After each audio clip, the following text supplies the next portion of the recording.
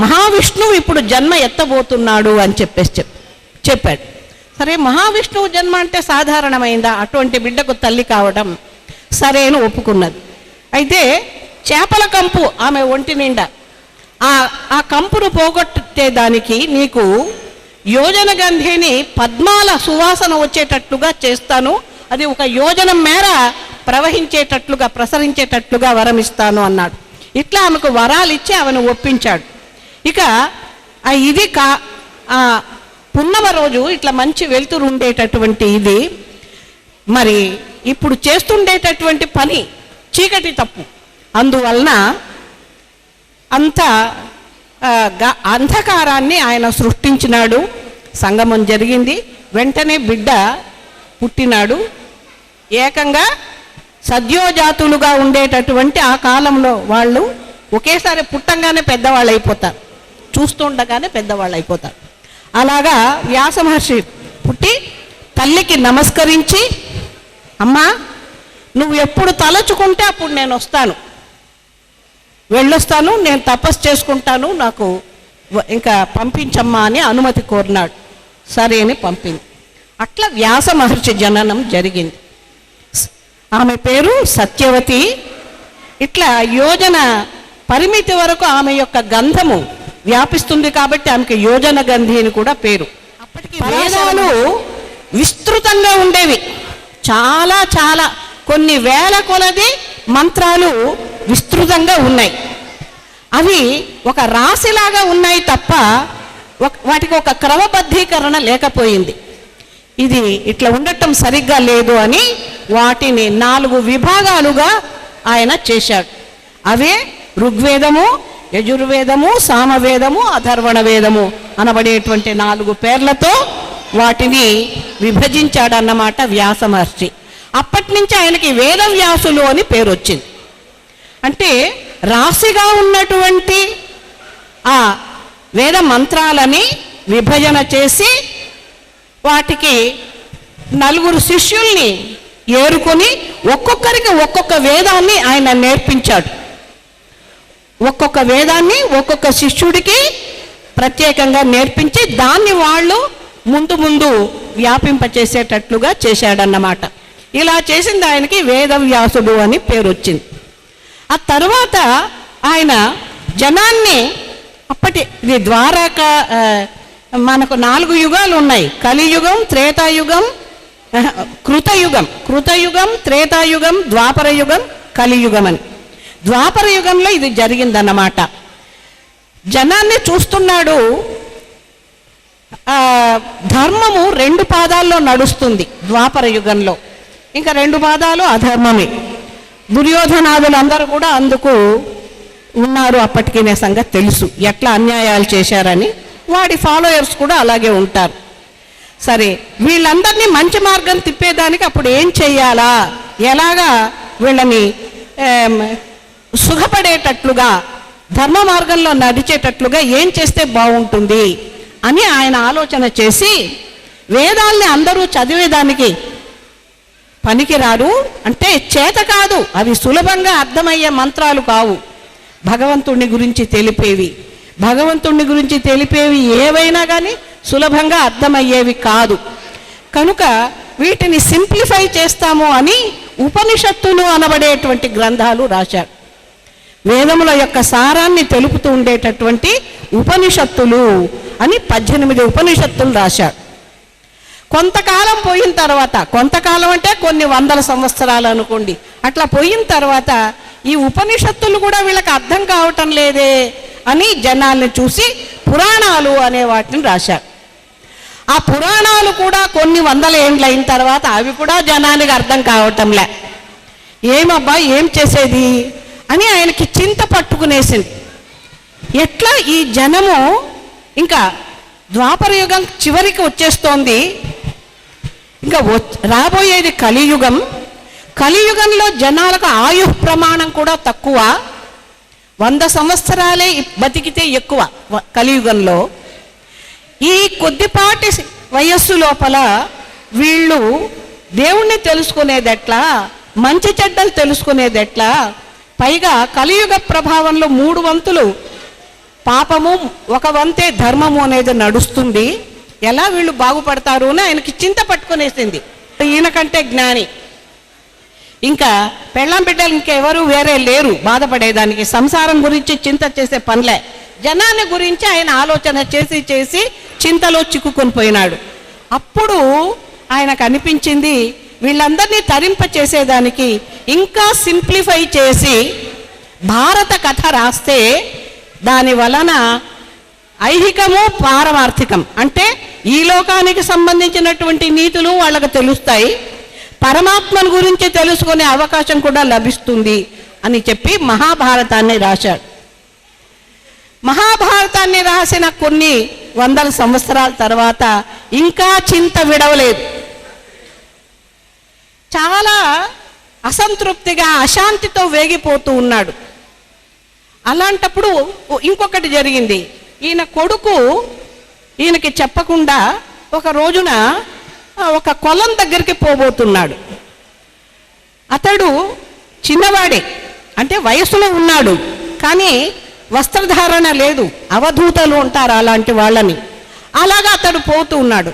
పోతుంటే ఆ యొక్క ఒక కొలల దగ్గర అతడు పోతూ ఉంటే అక్కడ ఉండేటువంటి అప్సరసలు స్నానం చేస్తుండే వాళ్ళు ఆ పిల్లవాడి పేరు శుకుడు. ఆ శుకుడిని చూసి ఏమీ మాట్లాడలేదు, అలాగే ఉండిపోయినారు. కానీ వ్యాసుడు దగ్గరకు పోయేటప్పటికీ వాళ్ళందరూ సిగ్గుపడి వాళ్ళు వస్త్రాలు కట్టుకునేదానికి తీసుకునేదానికి సిగ్గుపడుతూ పోయినారు. ఈయనకు అర్థం కాలేదు, ఇదేమిది, నా కొడుకు వయసులో ఉండేవాడు, వాడిని చూసేమో వీళ్ళు అలాగే ఉండిపోయినారు, నేను పోయేటప్పటికి ఇలా సిగ్గుపడుతూ బట్టలు కట్టుకుంటా ఉన్నారు, ఏమిది కారణము అని ఆయనకు అర్థం కాలేదు. వచ్చి ఇంకా దీని మీద అసలే అశాంతిగా ఉన్నాడు, దానికి పైన ఇది వేరే తోడయింది. ఆ తరువాత అంత దిగులు పడతా ఉండేటప్పుడు నారద మహర్షి వచ్చాడు. నారద మహర్షి వచ్చినప్పుడు ఉండే తన బాధను వెళ్ళగక్కుకున్నాడు ఆయన ముందు. అప్పుడు ఆయన అన్నాడు, ఎందుకు ఇట్లా జరిగింది అంటే దానికి ఆయన ఒక మాట చెప్పాడు. నాయన, నువ్వు మహా ఋషివే, అయినా నీకింకా ఈ ప్రాపంచికమైన బంధాలు పూర్తిగా నిన్ను వదలలేదు, జనాల గురించి చింత చేస్తూ ఉన్నావు. నీ కొడుకును చూసి వాళ్ళు ఎందుకు అట్లా స్పందించలేదు అంటే వాడు ప్రకృతిలో ఒక భాగము. నీటిని చూసి ఎవరు సిగ్గుపడరు కదా, నిప్పును చూసి, ఆకాశాన్ని చూసి, చెట్లను చూసి ఎవరు సిగ్గుపడరు కదా, అట్లా నీ కొడుకు కూడా ప్రకృతిలో ఒక భాగమైనాడు, అందువలన వాళ్ళు సిగ్గుపడలేదు. దానికి ఏమి రుజువు అన్నాడు. నువ్వు ఒకసారి పిలుచు, ప్రతి చెట్టు, ప్రతి పుట్ట, ప్రతి ఒక్కటి కూడా అదే పలుకుతుంది, ఓ అని జవాబిస్తుంది అని చెప్తే అలాగే చేశారు. చెబితే ఎక్కడ దేన్ని పిలిస్తే, చెట్టును పిలిస్తే చెట్టు ఓ అంది, ఒక పుట్టను పిలిస్తే పుట్ట ఓ అంది. ఇట్లా ప్రకృతిలో అతడు ఒక భాగమైనాడు అన్నమాట. అది కారణము, ఇది డిఫరెన్స్ నీకు నీ కొడుక్కి అని చెప్పాడన్నమాట. ఇంకప్పుడు మరి నా యొక్క ఈ బాధ తీరేదెట్లా, ప్రపంచానికి నేను ఏం మేలు చెయ్యగలను అని అడిగితే, నీవు భారతం రాశావు కానీ అందులో అన్నదమ్ముల కొట్లాటలు అవే ఎక్కువగా, అంటే ప్రపంచానికి కావలసినటువంటి కష్ట సుఖాలు వాటిని గురించి ఎక్కువగా రాశావు. భగవద్గీత అందులో ఒక భాగం అయింది, కానీ ఎక్కువ భాగము ప్రాపంచికమైన విషయాలే ఉన్నాయి. ఇక పరమాత్మను గురించి నువ్వు రాసింది అందులో తక్కువ, ఇప్పుడు పరమాత్మను గురించి మాత్రమే తెలిపేలాంటి భాగవతాన్ని రాయవయ్యా అన్నాడు. సరే మహానుభావ అని చెప్పాడు. అప్పుడు ఆయన భాగవత రచన చేశాడన్నమాట. అది రచన చేసిన తర్వాత ఆయన శాంతిని పొందాడు. భాగవతంలో శ్రీకృష్ణుని యొక్క జననం నుంచి తర్వాత చివరి వరకు ఉండేటటువంటి కథ అంతా వస్తుంది. అన్నీ భారత భాగవతాలు అనబడేటువంటి గ్రంథాలు, అవి రత్నాలు, వైడూర్యాలు ఇలాంటివంతా రాజులు వెనకటి కాలంలో చేసి పెట్టేవాళ్ళు కదా, వాటన్నిటికంటే కూడా విలువైనవి ఈ గ్రంథాలు. కాబట్టి ఆనాడు అవి ఉండేది కాదు కనుక మన ఈ విశిష్టతను మీరు తెలుసుకోండి. సంతోషం. ఇప్పుడు జ్ఞాపకం వచ్చింది, నేను ఈ భాగవతంలో ఉండేటువంటి గొప్పదనాన్ని పోతన గారు తెలుగులో రాశారు, అనువాదం చేశారు ఈ భాగవతాన్ని. ఆయన సంస్కృతంలో రాశాడు. వేదవ్యాసుడు అంతా కూడా సంస్కృతంలో చాలా బాగుంటుంది. అయితే అది కూడా ఇప్పుడు జనానికి అర్థం కాదు కదా, ఆ పద్యాలు కూడా అర్థం కావు.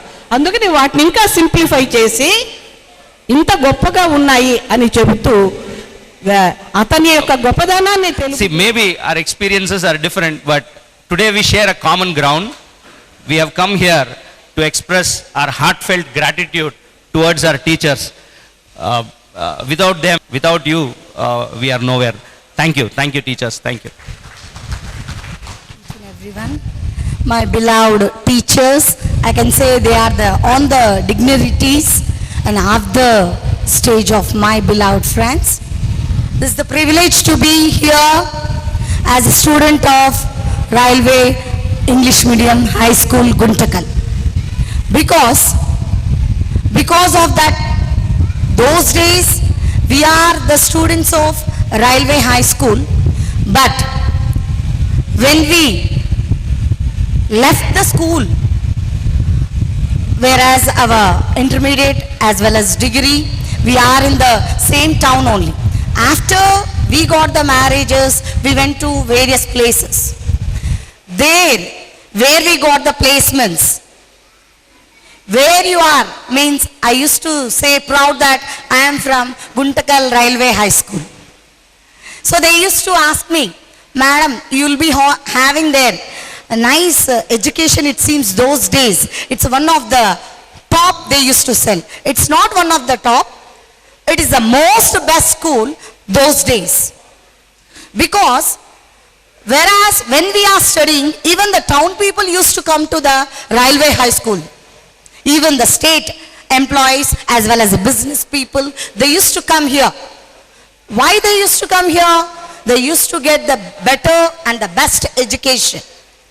But I feel bad that now maybe the name will be the same, branded name, Railway School.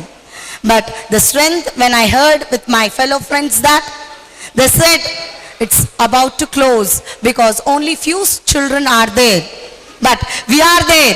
We are the windows of the town because we are in various places of Andhra or out of Andhra. Here I appreciate my teachers, each and everyone who sat over on the chairs. Because them, their discipline, their dedication, their determination made us in this position. What I feel, now present days, the children are unfortunate, I can say. We are very fortunate because we have a wonderful teachers. Our children may not have this experiences what we have on the days. So for our kids, we used to tell that our teachers used to be like this, but how we used to enjoy the days as well as academic, besides of academic, cultural activities, scouts and guides, NCC, sports activities. Nowadays, there is no schedule for all these activities. Even the big corporate schools also, even the missionary schools also. So what I am the in charge of the campus also, I used to, because of the tight schedule of the syllabus, IIT base, Olympiads, there is no scope of these activities. Our children are, I think they are unfortunate. They won't get a minimum time to play, to share their views. What they will do when they get the holidays, they used to sit, watch TV or mobiles every time. You'll see now, observe all the children who are having, they don't feel the importance of what the teachers are saying. Even the schools also. We used to push back them. You have to listen, be attentive.